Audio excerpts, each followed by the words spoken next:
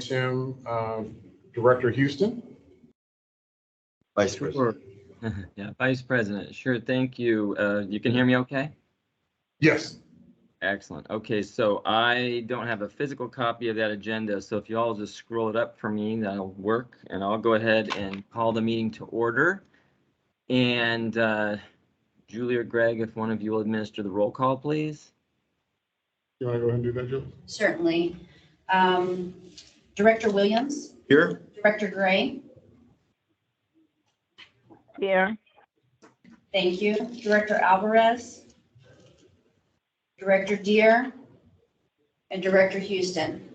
Here. Thank you. We do have a quorum.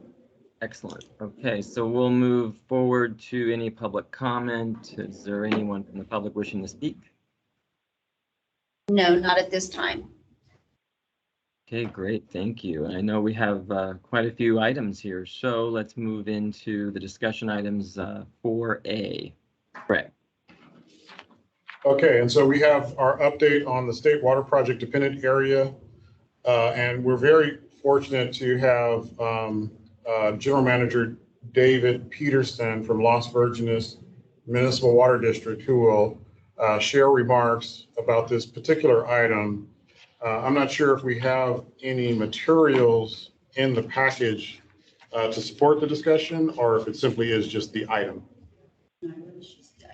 It is just the item. And so with that, and I'll just preface maybe my own introduction of Mr. Peterson with the comment that the topic at hand is a really important one as we all are faced with, the dire situations on the state project water, as well as the Colorado River aqueduct, which also is having declining conditions.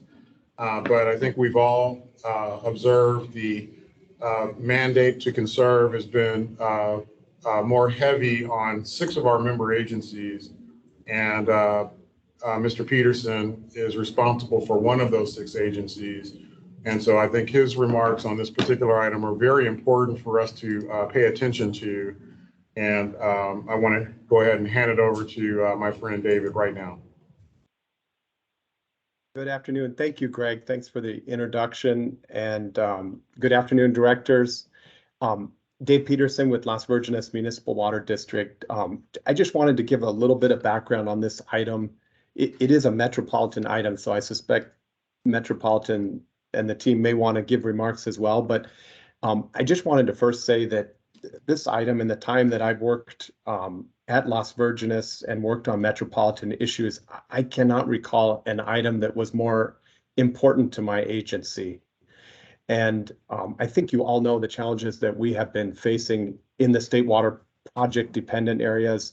And, I'll give a little background, but also just wanted to express my appreciation to Greg, to each of you for the support that you all given to us as we've managed through the drought emergency and really done the things that we need to do to stretch the limited state water project supplies as far as possible. So back in April, Metropolitan implemented an emergency water conservation plan. That plan includes 2 pathways for each of us, the 6 agencies in the dependent areas, a path 1 or a path 2. My agency has implemented what's called path 1. And so we are on 1 day a week watering. And then if the supplies cannot be stretched as needed, that there is a prospect that we would be converted to this path 2 where we would be subject to volumetric limits. My agency is the most severely impacted, and our volumetric limits would reduce our water supply by 73%. So really a very, very large reduction in our supply. There's 2 reasons for us, Las Virgenes, being so severely impacted. One is we're challenged in that we don't have local water supply. We don't have groundwater in our area. And the other is that because of our location within Met's service area, we are almost exclusively dependent on state water project supplies. And so you put those 2 factors together, and that results in us being really severely impacted. Beginning in April, we've implemented the actions that we need to. our community is actually really doing well in terms of responding. It has been a struggle, and as you can imagine, people were frustrated, even angry at the beginning. But They're angry. But yes, but I'm seeing our community really coming around. And if you look at the numbers, although we're not quite meeting our targets right now, we've achieved a 37% reduction in our water demands in June and about a 32% reduction in July. And July was a bit hotter than June, July of the base year 2020 that we're comparing to. So that's part of that reason. Back in June, a couple of us as managers, we went, we met with Adele and with Devin, and we shared with them some of the challenges we were facing. Part of that is our local elected officials, as you can imagine, have been really wanting to understand more about the water situation and what is the plan so that we are better prepared in the future. And we met with Adele and Devin. We shared some of the pressures that we are feeling. And I'll just say, in my 28-year career, I've never felt more pressure than I do right now about what my agency is facing and the responsibility to really just take action and to implement a plan so that we are better prepared for the next drought, which we know is going to come at some point. And I shared that with Adele, and just want to thank Adele and his whole team. They really have truly responded. When we had that meeting, Adele told us that he would bring an action item to the board, your Metropolitan Board, in August, and that is exactly what is before the board with item 7-13. And so item 7-13 is really a commitment and a call to action to provide regional reliability to all member agencies, and really recognizing that we have a unique challenge that is affecting our 6 state water project dependent areas that is not having the same degree of impact on the other 20 member agencies. And just going back a little bit, in the April action, we actually, as 6 member agencies, we actually came to Metropolitan and, believe it or not, asked that they allocate water to us. It seems counterintuitive, and you would think, why would we do that? We did that because none of us wanted to be the agency that used too much water and caused more severe restrictions on the others. And so we wanted a systematic way to allocate water to each of us so we knew what our goals were. And we also, as a group, felt like it was important that the same allocation not be applied broader to the other 20 member agencies, because the broader group of member agencies does have access to a more robust portfolio of supply. And so we really asked Met to self-impose the restrictions, and we're doing our best to see those through. This action item really gives us the confidence that the measures will be taken in the long term and the midterm and even the near term to put us on a more equal footing with all of the rest of the member agencies. And the board letter came out, I believe it's out and posted as of yesterday. I just want to highlight a couple important things. It really consists of 3 parts. A problem statement, which really refers to the fact that there are some limitations in infrastructure that are making it difficult for us to have access to sort of what I call the heart of Metropolitan, which is the central pool, and having access to water stored in Diamond Valley Lake, and even when it's available, Colorado River water. And so the board letter has a problem statement. It has a robust history of policy principles of Metropolitan and what Metropolitan stands for, which is really to provide reliability to the entire group of member agencies.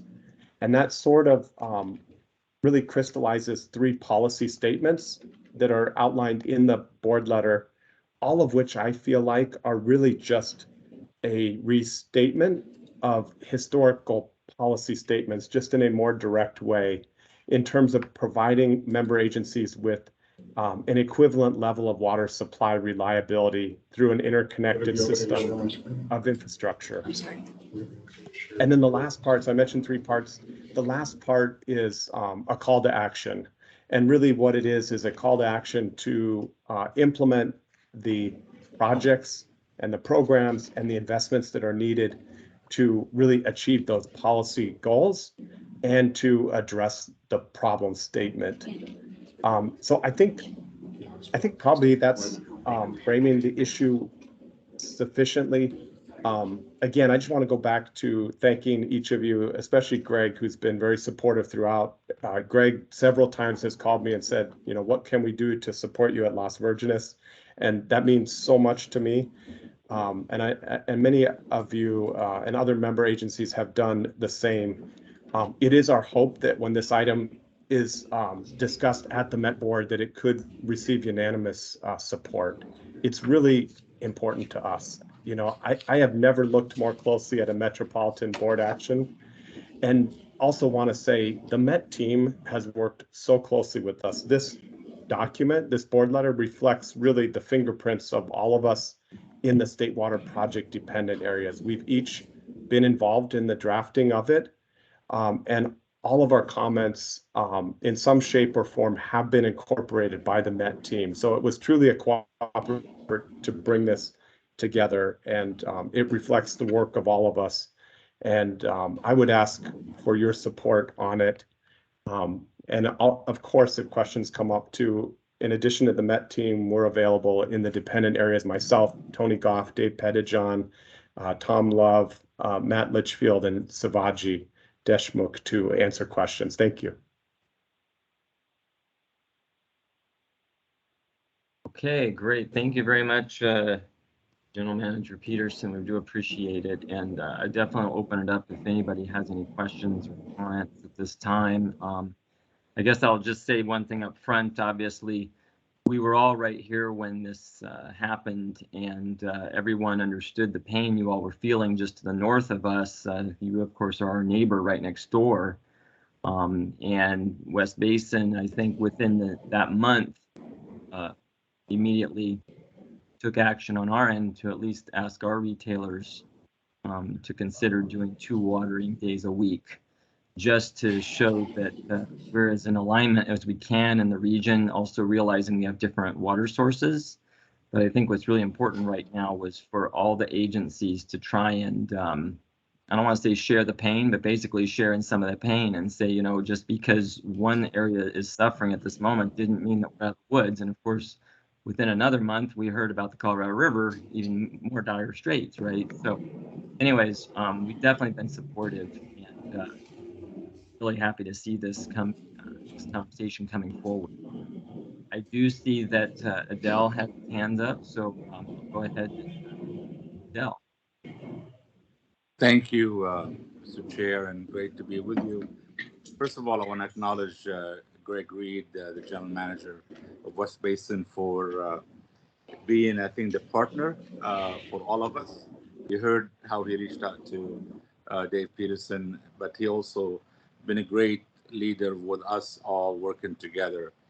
You know, when a year ago, almost a little over a year, when I visited Las Virgenes, Gallegos, and I was looking at what we're looking ahead to look at, and you heard me talk about the need for us to diversify our water portfolio. I was actually shocked to know that the western part of our region had one source of water coming to them. This is something that needs to be addressed, and this is part of what I call the regional solution for the entire metropolitan service area. And we need to get back to what MET was all about, is the co-op working together to ensure that no one is left behind. And that's a commitment that the chairwoman of the board in Metropolitan, the board, and all of general manager, we've been working very close to each other and with each other to really frame the future. As Director Houston mentioned, we're seeing a strained condition. This is, you know, we are initially focusing on the conveyance and connectivity. That's an essential part of what we do. But what we need also to do is double down on local water supply, on storage, on supporting the programs to move water around, because we can't conserve our way out of this new normal or abnormal. So we are really working closely with everyone. My team, I know Brett Coffee is on the call. Devin and his team are working really closely on really framing the future, starting with pure water, Southern California, looking at the different systems that we have to connect. So as we go through this action by the board uh, in next week, what I look forward in September is to start talking about the infrastructure investments that we have to do. Some could be a retrofit or upgrade to our existing infrastructure, and some may be new infrastructure that we have to do to connect our system as a whole. And I think that's really a commitment that I have, and I am really working closely also with Greg to ensure that we're all working together with all the member agencies around not only the infrastructure connectivity, but also resiliency when it comes to water supply. How we're going to create new water, how we're going to recharge that water and put it for storage, how we're going to distribute the water. And it's going to be a lot of work ahead of us. And I'm excited that this One Water vision that I brought in includes all these components. And we're excited to lead the way. But I focused heavily on uh, the state water project dependent areas. But as you mentioned, Director Houston, what you see right now is the Colorado River strain. We're dealing with a huge effort to cut down our water use, not only in metropolitan, but also across California and Arizona and Nevada and other parts of the Colorado River Basin. But the bottom line right now is this is maybe initially a conveyance focus, but it's going to be a conveyance with water supply focus and storage. Because to me, we need to create the future, what I call the fourth aqueduct. The fourth aqueduct is going to be a combination of local water supply by recycling, capturing stormwater, recharging, remediating our groundwater basins and protecting it and ensuring that is available for all of us and to move it around. Continuing to invest in the state water project and ensuring that is a project that continues to be resilient, building storage all the way from the Northern California all the way down south into our basins, in basin, outside the basin, and building the connectivity to move water around. We jumped immediately, start moving water and to get part of our service area away from the state water project and putting it on Colorado River water. That's something we took immediately, and we were able to really be innovative on how we're able to shift the flow, but it wasn't enough. And 3 years of a drought, we've seen the worst drought in on record.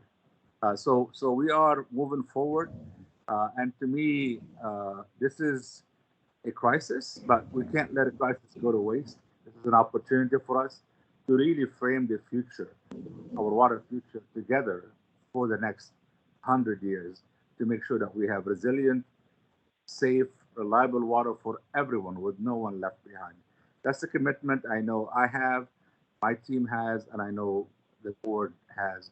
And we're committing to that, and we're going to work closely in collaboration with all of the member agencies. And we're going to be knocking on everybody's door to get ideas, to do collaborative investment, because I feel that no one should be left behind.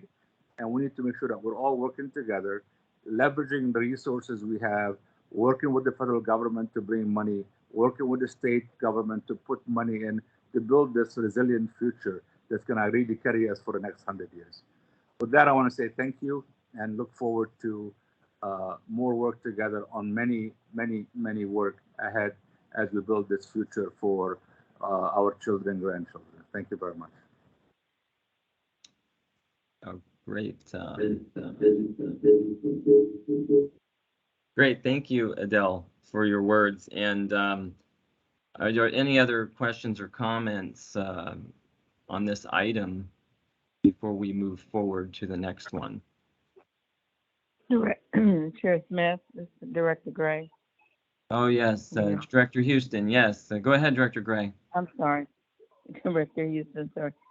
I just wanted to thank Dave and Adele for their comments and very appropriate comments, and appreciate it. And most importantly, I think the message is that we have to work collaboratively together to really address those issues. So I just wanted to acknowledge Met General Manager and also Mr. Peterson from Caucus. Thank you for being here this morning and for bringing this information to West Basin.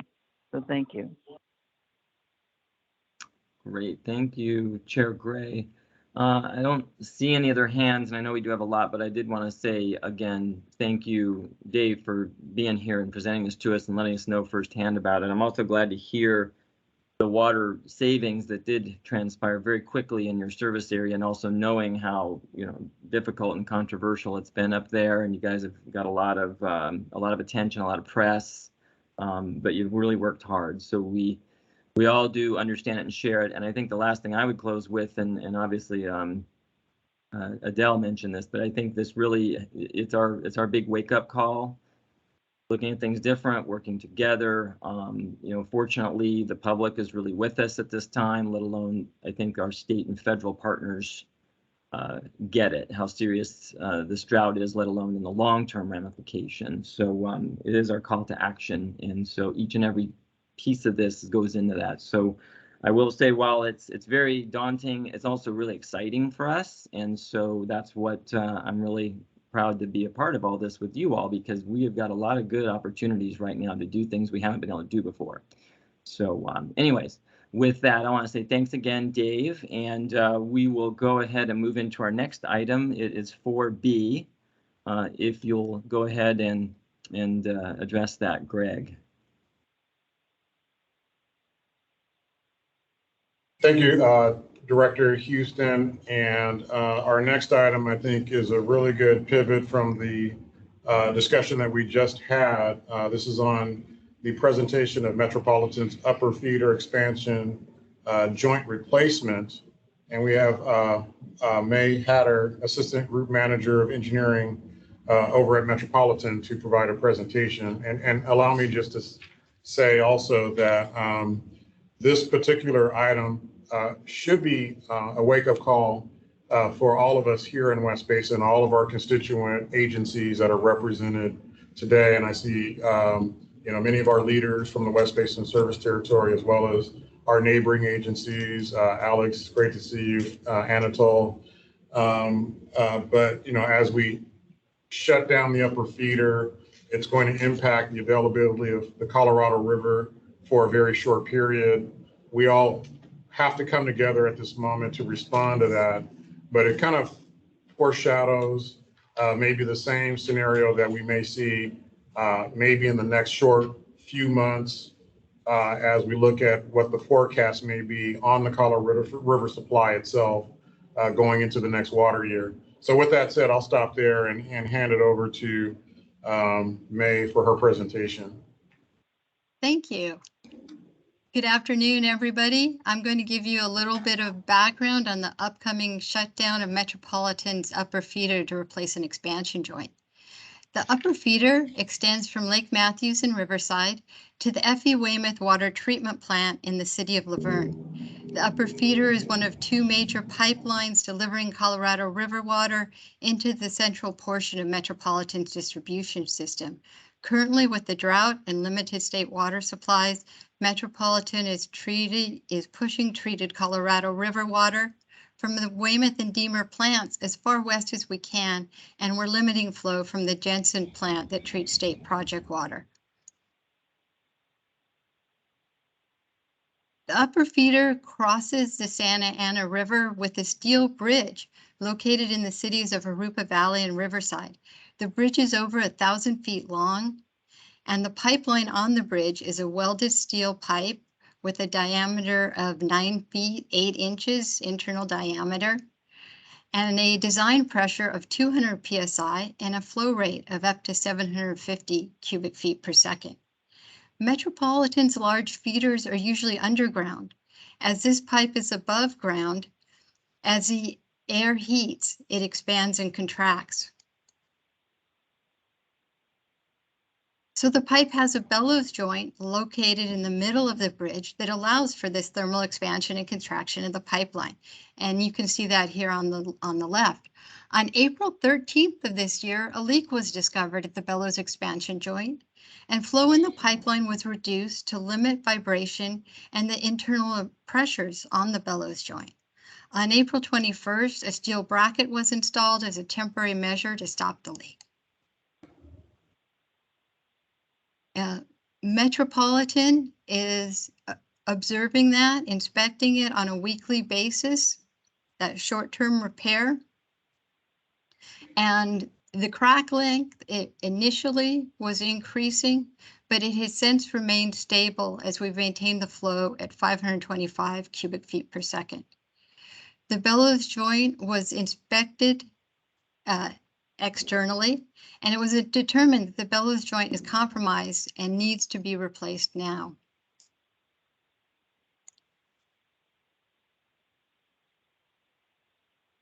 This will require that we shut down the pipeline and dewater it, and this shutdown is scheduled for September 6th, the Tuesday after Labor Day. We quickly looked at options at how we would do this. Procuring and fabricating a stainless steel joint would take 8 months to 2 years.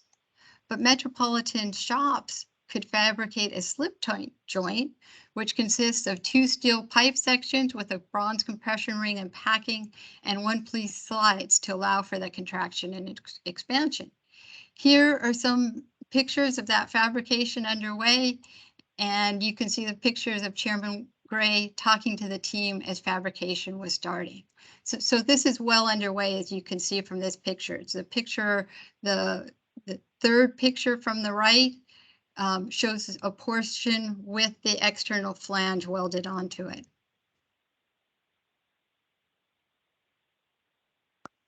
Other goal is that we complete as much work as we can possibly prior to the shutdown. These pictures show Metropolitan's own construction crews preparing the crane site and improving access to get into the pipe, again, to minimize the duration during the shutdown.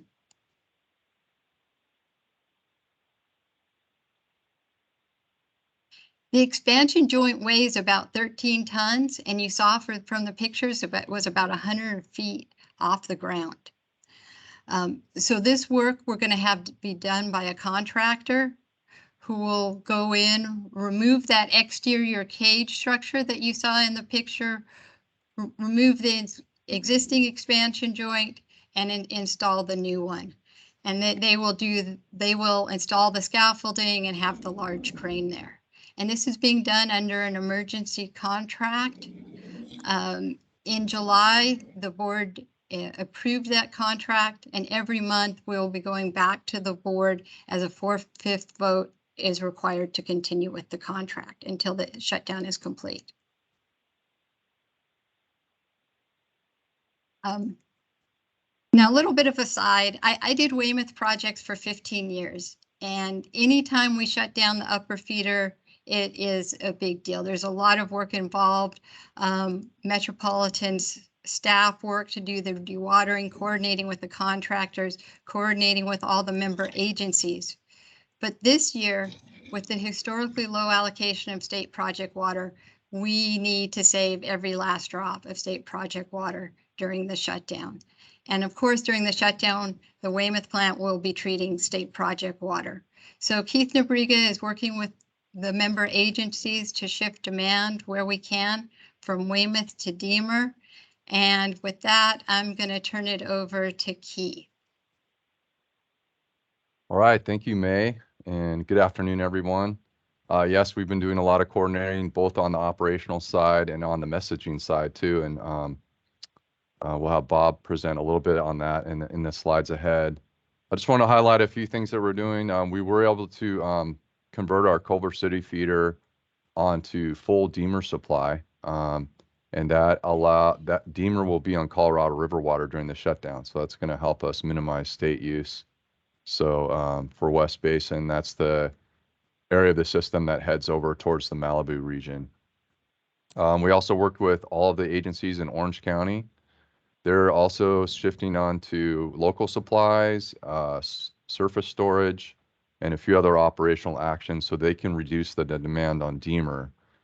How that helps us is if we can keep Deemer under its capacity by limiting the demands, we can make sure that we can push Deemer across the whole system, as far as Malibu, so that we can maximize Deemer and minimize the water from Weymouth, because Weymouth will now be on state water during the shutdown. And as David Peterson said, we're trying to limit every drop of use of that supply this year. We have some other agencies taking action to help reduce the demand. Pasadena, for example, they had a well that was getting close to its limit in terms of the groundwater levels lowering, so they stopped use of that well. They'll turn that back on to help us out during the shutdown. Glendale is going to put some water in advance to as many of their reservoirs they can, so they can draft off those reservoirs during the shutdown. Upper San Gabriel is doing the same kind of thing, switching to groundwater supply so they can turn their use totally off, or cut some of their connections down to about half of their normal use. So we've started conversations with West Basin to see what they might do, and we'll be reaching out to some other agencies. Started reaching out to Long Beach. We'll be reaching out to Central Basin and others in Torrance to see what we can do just as a collective partnership to see how we can keep that state water use minimized during the shutdown. And if you go to the next slide, this is a slide here that we're putting together in cooperation with our external affairs group for the messaging. We're having a strong call for no outdoor water use during the 15 days of the shutdown. And you can see here there's two different shaded regions. So the gray hashed or cross-hashed region, this is an example of all the 6 member agencies that David mentioned have already been conserving at very high levels starting in June. And so what we've asked them is just, keep doing what you're doing to minimize state use during this shutdown. And so that's what's highlighted there in the crosshatch. And then what's new are the agencies shown in yellow. And what we've identified here is at least part of these member agencies will receive state water through Weymouth during the shutdown. So that's just a way for us to identify these member agencies are now going to, at least part of the agency will be taking state water. So we're having that strong call for no outdoor water use for the 15 days of the shutdown. So this is a map that helps us communicate that request. And we've been coordinating with as many agencies as we can, like I said, just to make sure everyone's on board with the messaging and also any special operations. So with that, I'll turn over to Bob Muir from our external affairs group, and he's helping with the messaging, and he'll walk us through that. Thank you, Keith. Sorry to join a little late. I had my own personal emergency this morning that I had to attend to, but I'm glad I made it back in time. As has been kind of laid out this morning, we are viewing this as an emergency repair of a critical pipeline that serves Southern California.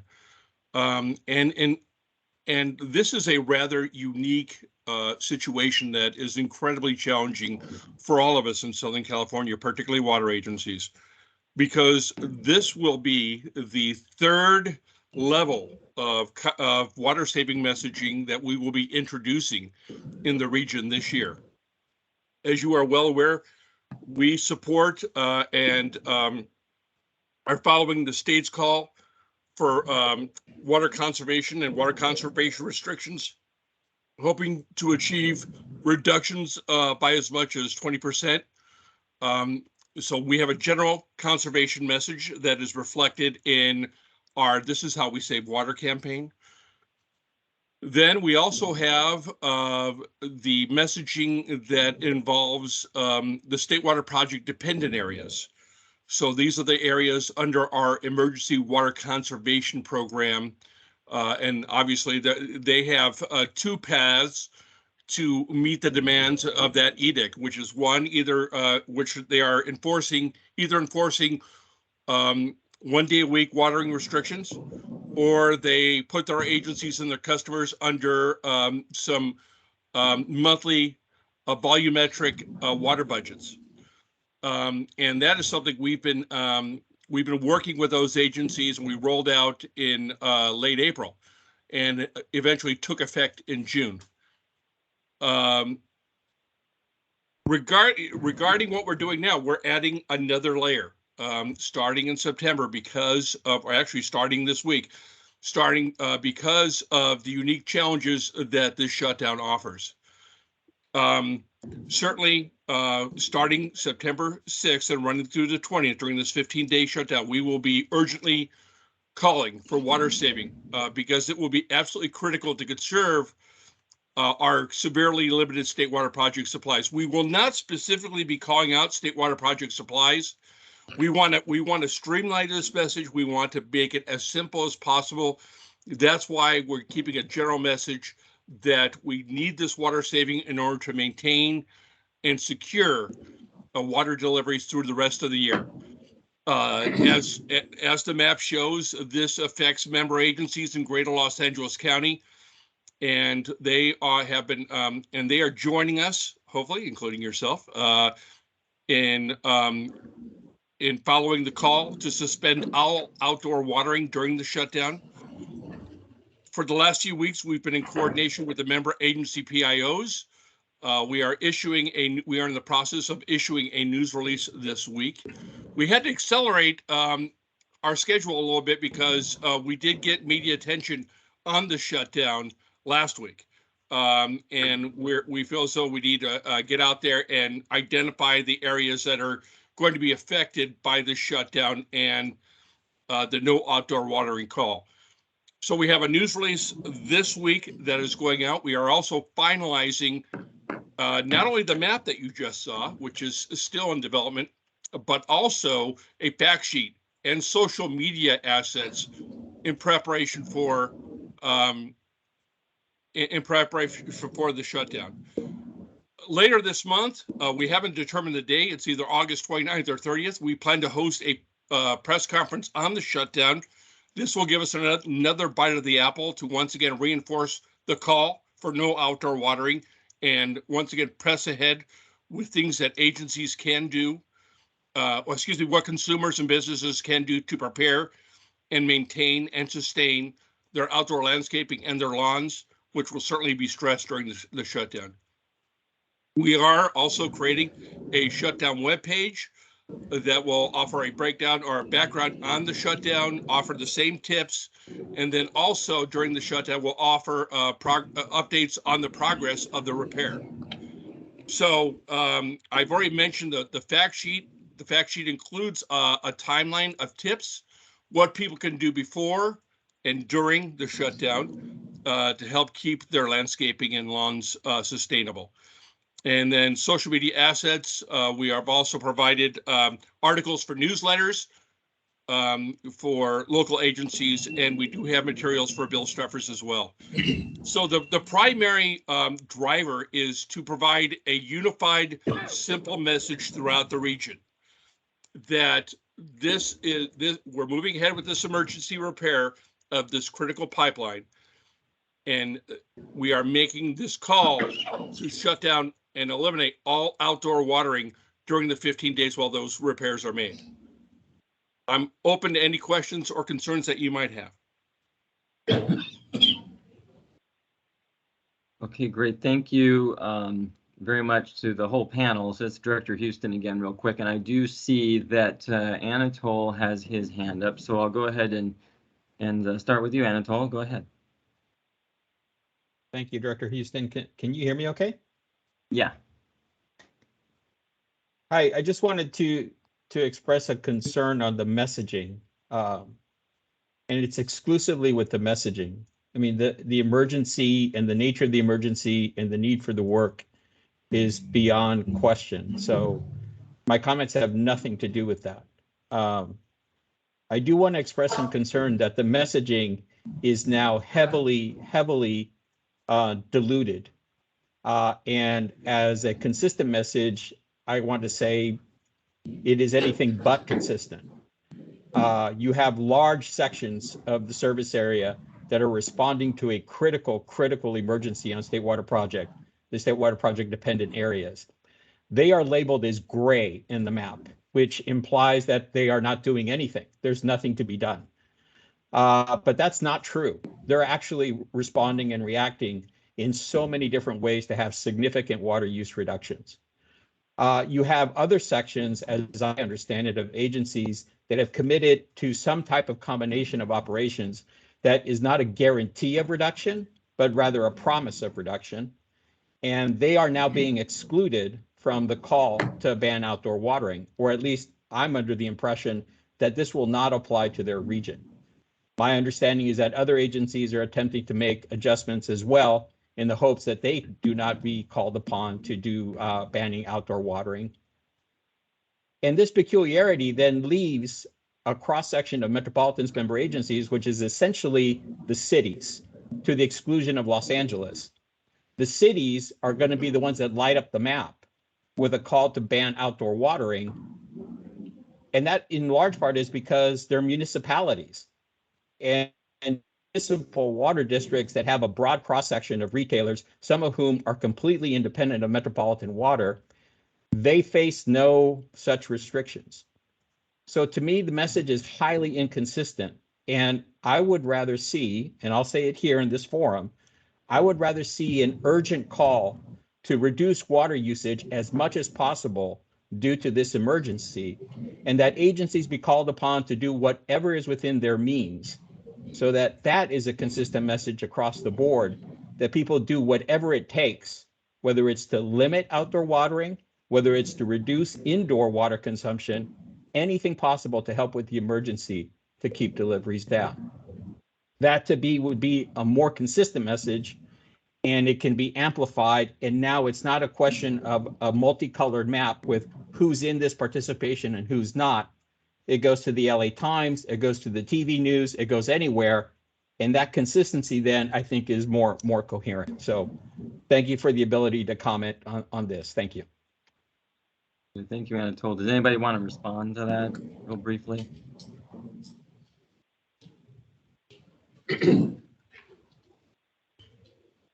Well, I think that, we understand, and I understand Anatole's concerns. It's just that we're basing these decisions, in my understanding, and we're reacting in external affairs and trying to deal with it based on the information that we're being given. We believe this is, we are not calling out the agencies in the Emergency Water Conservation Program, primarily because when we do that, that really does dilute the message. When you call them out, originally we had them in a different color, but in doing so, you're complicating a situation that is already complicated, because then you have to go into and describe what actions are being taken in the state water project dependent areas. So we wanted to concentrate specifically on the areas that are under this call for no outdoor watering. That is what, because we need to see cutbacks in water use to basically sustain state water project supplies for those areas that are highly dependent on it through the rest of the year. I see that May has her hand up as well.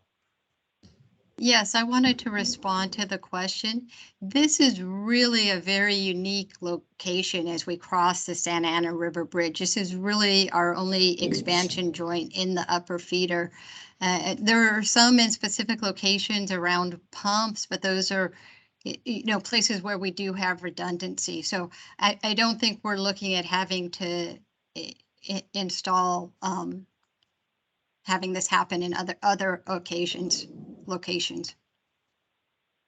And I just want to add that when you look back, those member agencies, the state water project dependent areas, have been under a water conservation edict that was approved by our board in April and went into effect and called agencies to enforce their water conservation efforts in June.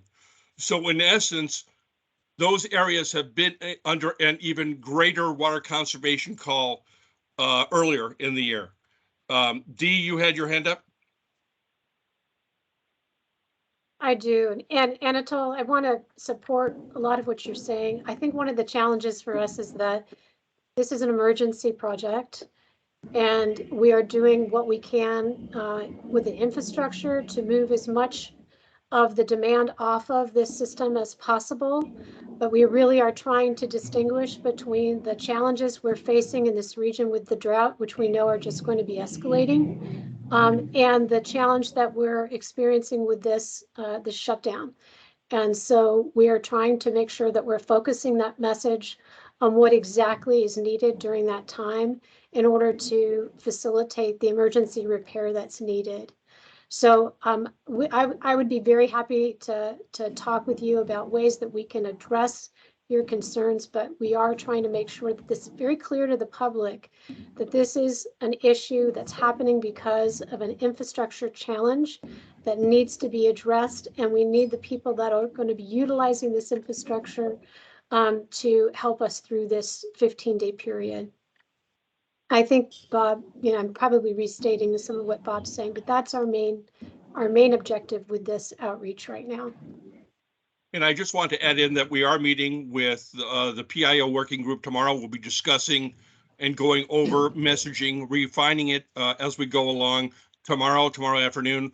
We're also going to be circulating, as I mentioned, the draft fact sheet and the map, which is undergoing additional revisions as we speak. So it's still a work in progress, but we feel as though we need to get out sooner rather than later with the message and the call in response to this emergency repair of critical infrastructure. Okay, very good. And Really, I'd like to interrupt for a moment and just go say ahead. that to Dee and to Bob, in everything that you just described, so you understand the nature of my concern, and everything that you just described, I absolutely have no concern at all with the way that you just described it.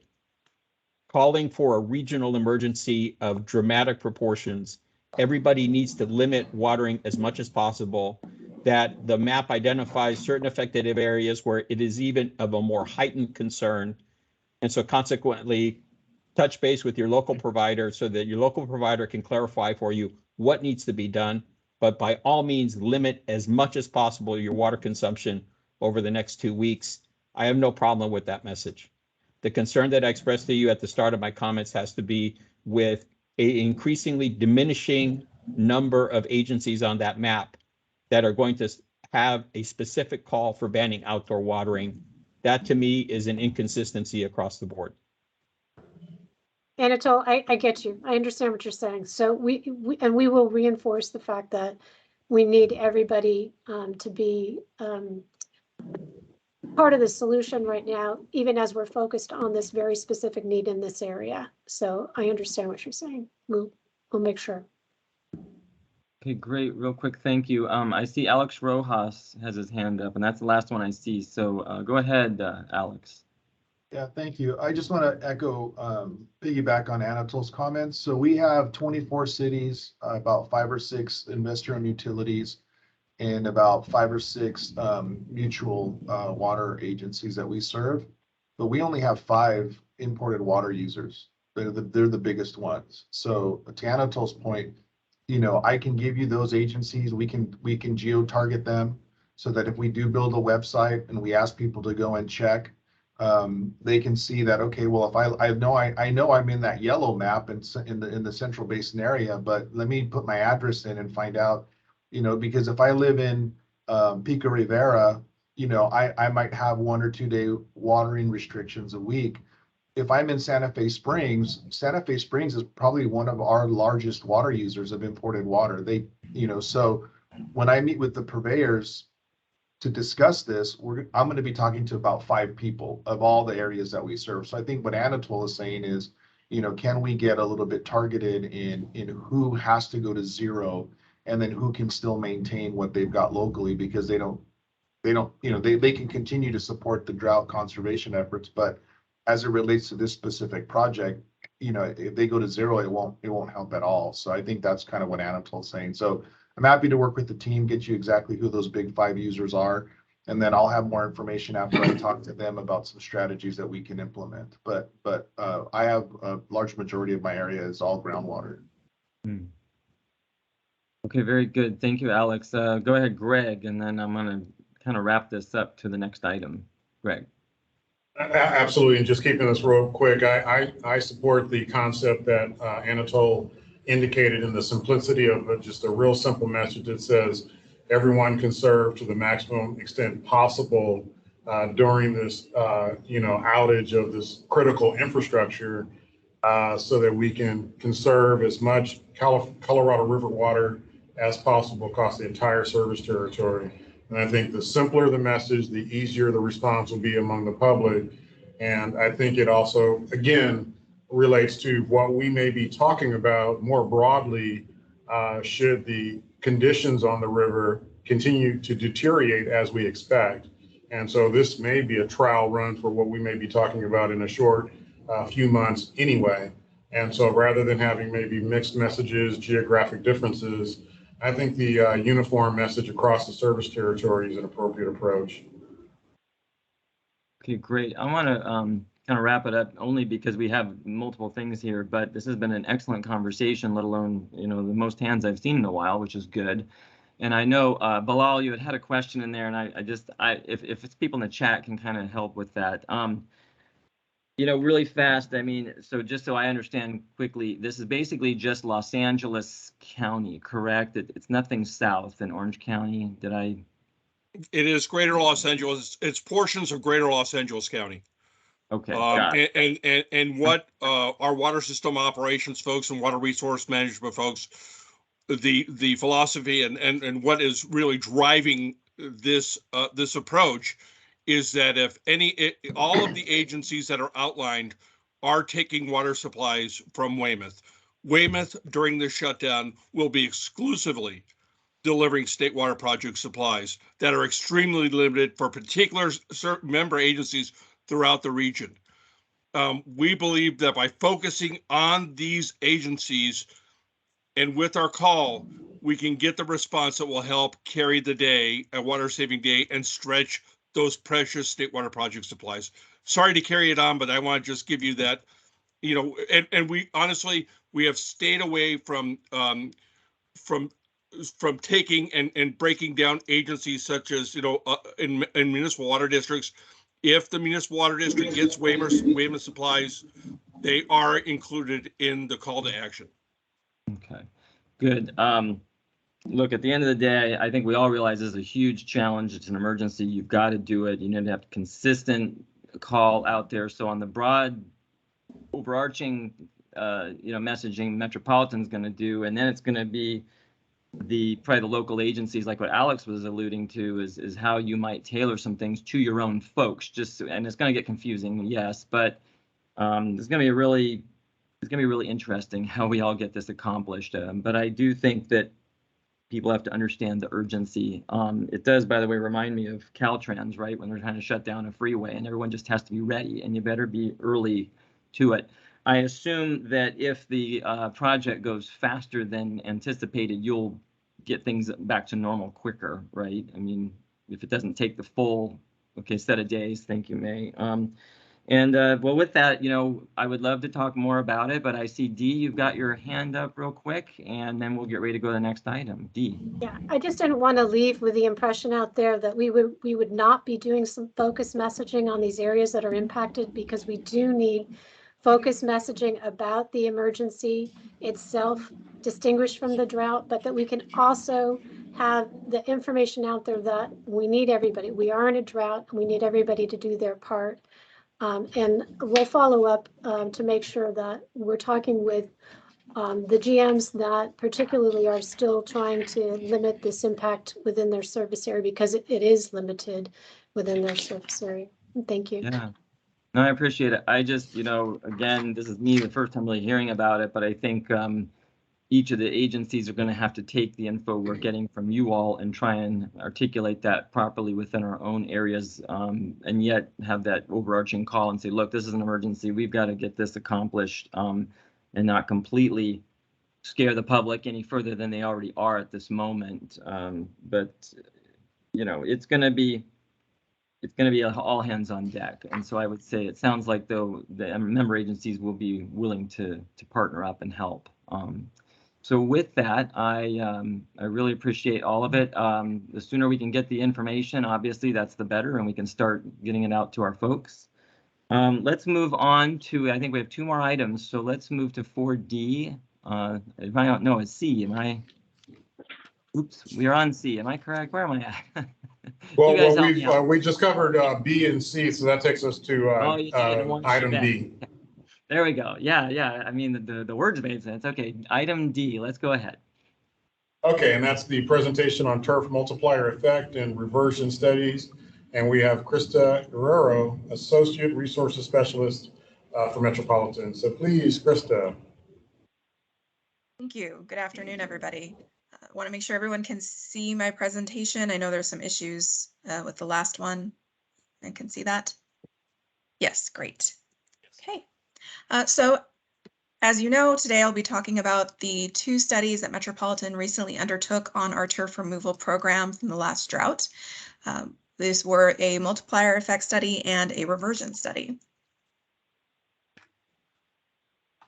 So the 2 studies, we had 2 questions that we were trying to answer. One for the multiplier effect, wanting to understand how many homes would convert landscape as a result of living near sites that participated in our program. So were we getting extra participation without having to actually pay the rebate? And the other item being the reversion rate. So how many sites converted back to turf after they received their rebate? Our current turf lifespan we believe to be 30 years, and we wanted to see if that was accurate.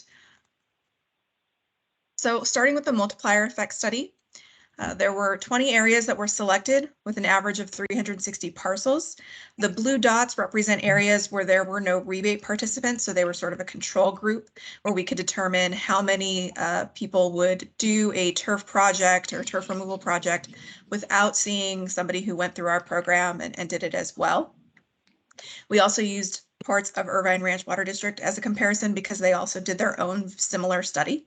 So we wanted to see how our data compared to theirs. It was noted that the blue areas, there's about 2 projects per kilometer for any project that isn't within a kilometer of where we've done our own work. So this is an example of our study area. This is Eagle Rock. The red dots represent rebate program participants, and the green dots are non-participants. And so you can see how many of them line up right next to each other. We have many green dots and red dots in a row and all very close together. So the darker the color is a higher concentration of our program participants that we could use as part of our analysis. Essentially, what we found is that for every 100 turf rebate participants, we got an additional 132 parcels that would convert because of the program. So we didn't pay their rebate, but they saw that their neighbors had done it. They liked the way that it looked, and so they did their own projects as well. This falls right along the lines of a normal psychological phenomenon where people will generally try to do what the people around them are doing, whether it's conscious or unconscious. Our second study was the turf reversion study. And in this, we analyzed more than 2,000 of our rebate participant parcels. We looked at factors such as the age of the home, whether or not the home had been sold, also tried to look at whether or not they used a contractor as well. And we focused in on the turf rebate program participants between 2014 and 2018. And we also categorized the reversions by minor or major. So what percent of the property that we rebated went back to turf. We did a random sample with a 99% confidence level in our results. And these are the study sites that we randomly selected. So you can see a very good distribution. We checked all the different counties to make sure that we could have an accurate data collection. Our study results show that less than 4% of these sites revert to turf. Most of them are only partial reversions, so less than 50% of the property. So they may have done both backyard and front yard, and maybe they only revert the backyard. Or if they did the entire front yard only, maybe a small portion of it goes back to turf. We did note that one of the major factors that made a difference was home sales. So half of the reversions that we did note occurred before or after the home was sold. But we did note that 9 out of 10 homes did keep their California-friendly landscaping, even if they were sold. So if you combine the results of the two studies, you do see an overall positive effect on landscape conversion. So if we add in our 132% multiplier effect, subtract out our 4% reversion rate, we get 128% net positive in terms of the amount of investment that we are making in our turf program. We will continue to observe this program, our 2014 to 2018 program participants. We'd like to see if that reversion rate increases, decreases, stays the same. And we will perform a similar analysis of the current participants in our turf replacement program as well. Cut my presentation short. I know we're running long, but I'm happy to answer any questions. All right, great. Thank you very much, Krista. I'm really glad to hear all this. Any quick comments or questions? Anybody out there? Okay, I do just want to say I'm actually really I'm surprised and happy to see these numbers. I mean, that's really good. And the fact that you almost double the participation, right? From, you know, with that 132 folks after you got 100 folks in the area. So that's pretty amazing. So a lot of bang for the buck, it seems like, if you will. And fortunately, in my area, I've seen a lot where when they have converted, they have not reverted back, fortunately. So I guess the only question that might come out of all of this is, how do you potentially parlay that to folks that would add to the impetus of why this is so important and a good program? You know, like, what would you say to local electeds or other folks? Hey, working, and maybe even our state lawmakers, this is working. How do you potentially parlay that back? Absolutely. Well, one of the interesting things that wasn't in the slides is that we did note that based on about the population level of the county or the neighborhood actually determined how well we've got that multiplier effect. So it puts in a big impetus on us to go to the areas where we're seeing sort of a mid-level population, not highly populated, but not a more rural area, and work through that neighborhood because we get the best bang for our buck there as well. So we could definitely do some work in promoting the program in those areas and working with those local officials. Okay, very good, very good. All right, well, I know that we are really pushing it on our time, so I appreciate everybody. Let's try and stick through another presentation, but thank you, Krista. I don't want to diminish it, and you know, we've all got the materials, or we can get the materials. So this is really good data, excellent data. So let's go ahead. The last item here is item E. Greg, if you will go ahead and tee that up for us. Absolutely.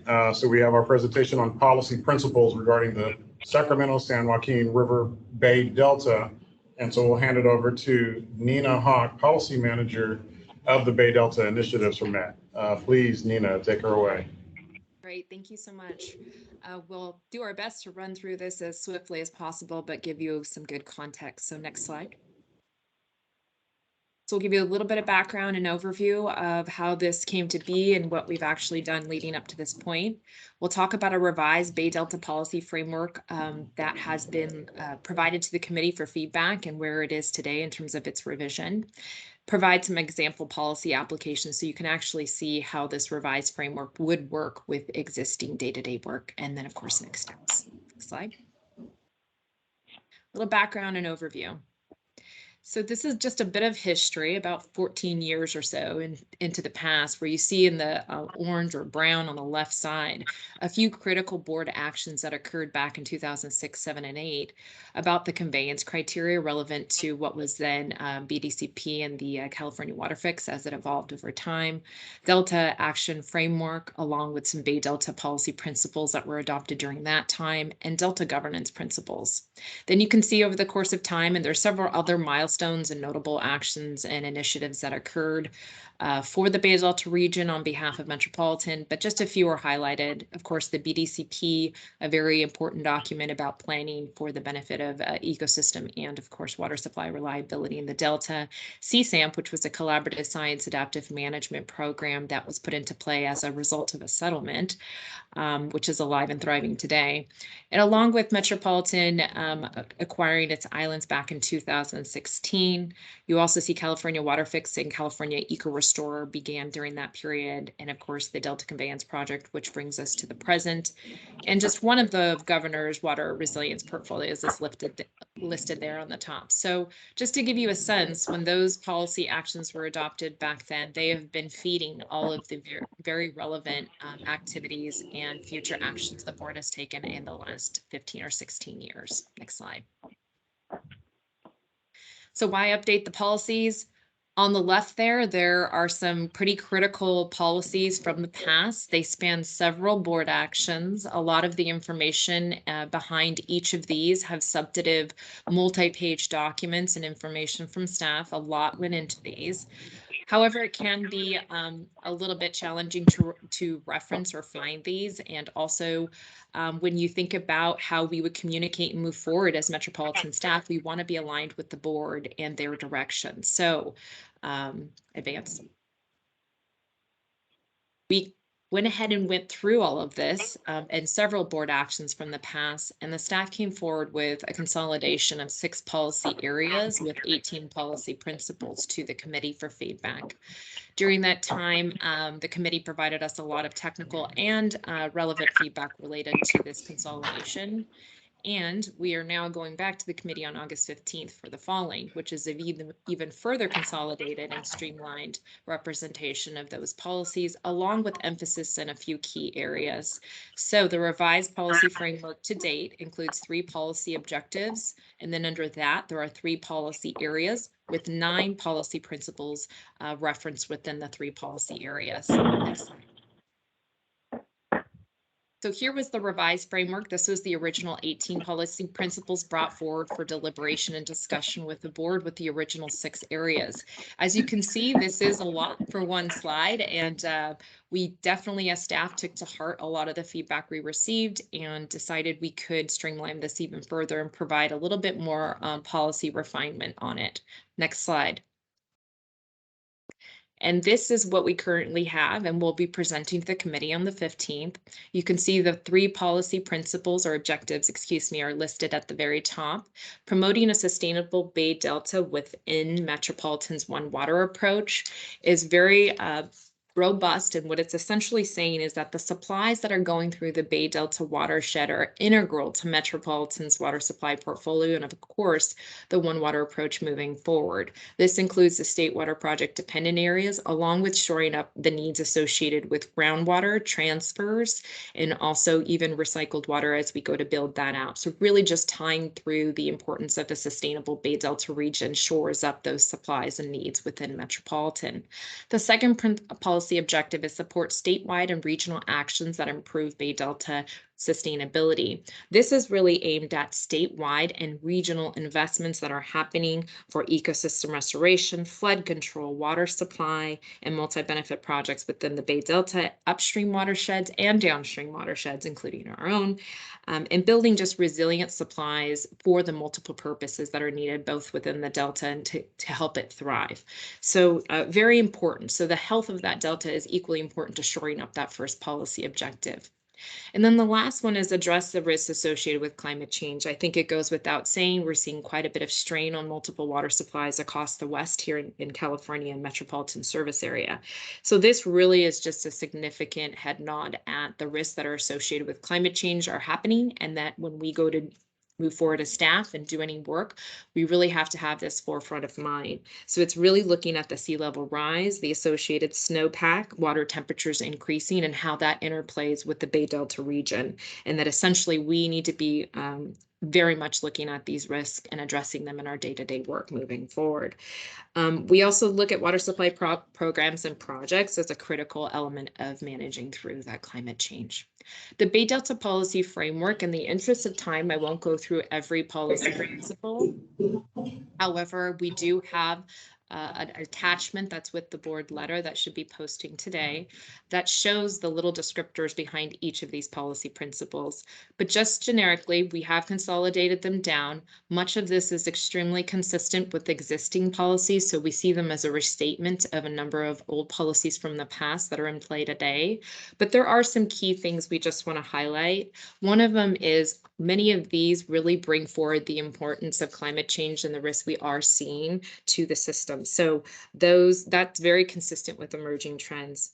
We've also have a redefining of the cost-effective investments to advance partnerships and seeking funding for both climate adaptation and water supply and public benefit.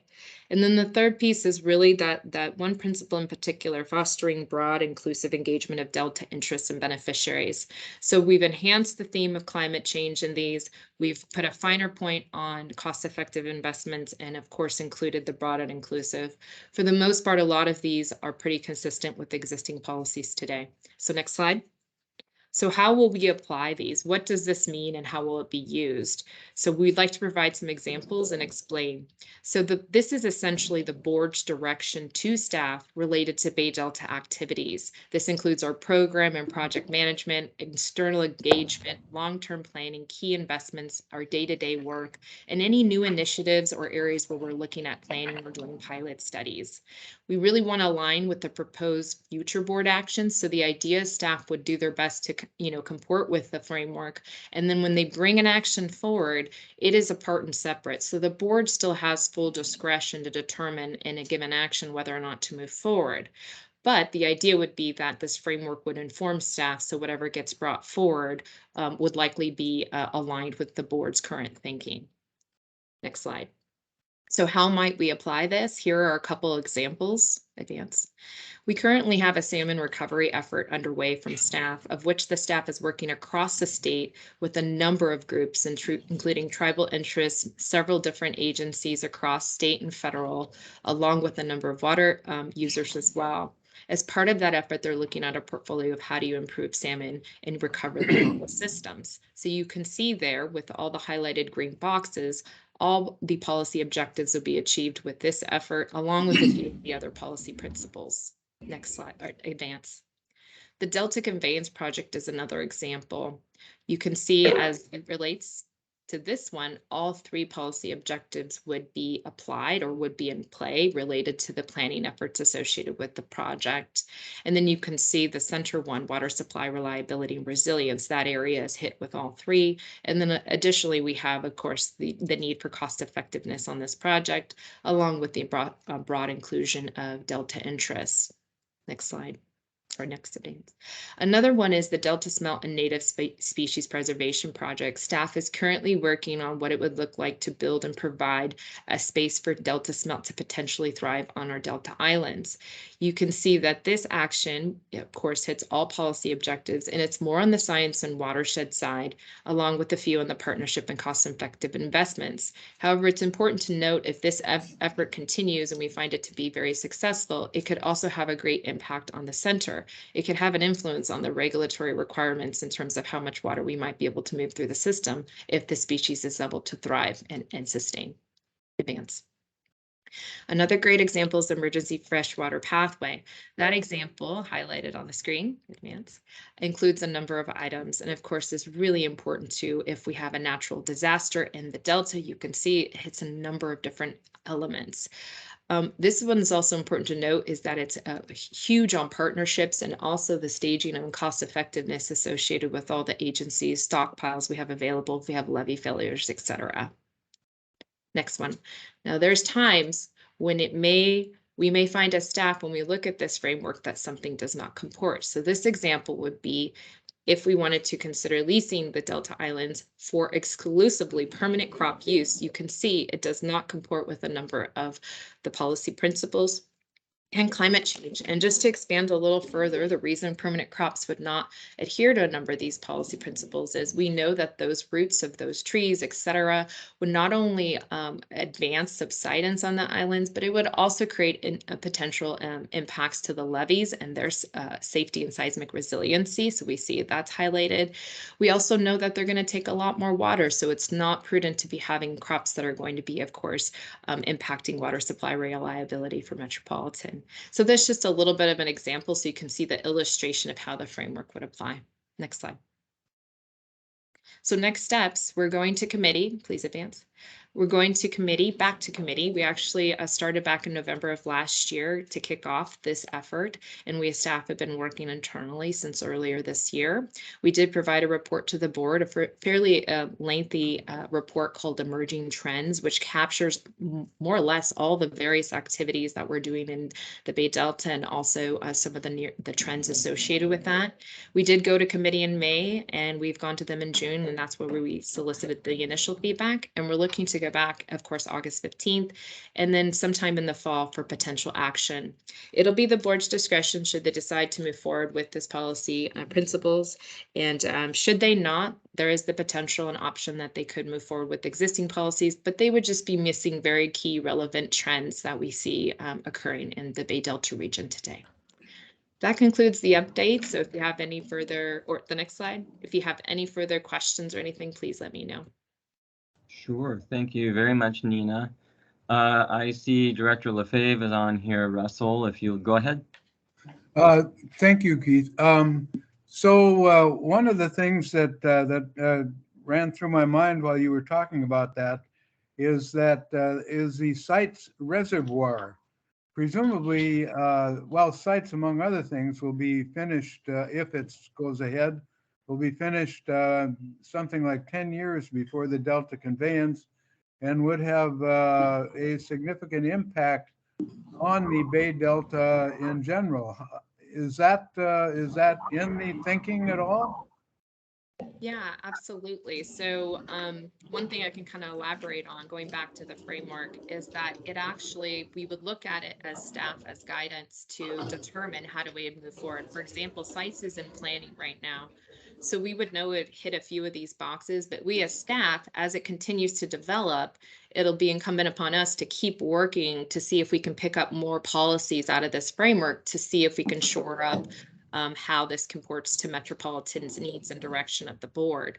Ultimately, however, the analysis, how this would provide water supply benefit, how much it would cost, so cost benefit, et cetera, would all come to the board, and it would be on top of this policy application. So we would have additional analysis for a final board deliberation to help inform a board action. So this would just be the guidance, so to speak, but there would still be a lot more to support any final recommendation and or action by the board. Thanks very much. Okay, great. Thank you. Anyone else have questions or comments? I didn't see any. Well, I also want to just say thank you, Nina. That was really comprehensive and very interesting to see what you all put together that's working its way to the board for consideration. So much appreciated. I'm going to go ahead. There it is. There's the agenda. I think we're going to work our way toward adjournment, but is there any final, I'll just put it out there, is there any final director comments from my colleagues? Director Gray or Director Williams? No, thank you. Yes, go ahead. No, thank you. I just want to thank Nina for a report and everyone this morning, and Bob, but thank you. Director. Excellent, excellent. Thank you. And I just also want to say, I mean, there was over 50 people on this meeting today. I don't know if you all noticed that or not, but a very good turnout and a really good discussion. And I'm sorry we couldn't get into the weeds a little more, but I do want to thank you all for being here and your participation and sticking with us through the whole thing. So with that, our next scheduled meeting will be held on September 7th, shockingly in September. But with that, I hope you all have a good rest of August if we don't see you. And we're looking forward to getting that information coming to us from Metropolitan regarding the shutdown and other ways that we need to all work together. And so with that, we are adjourned. So have a great day.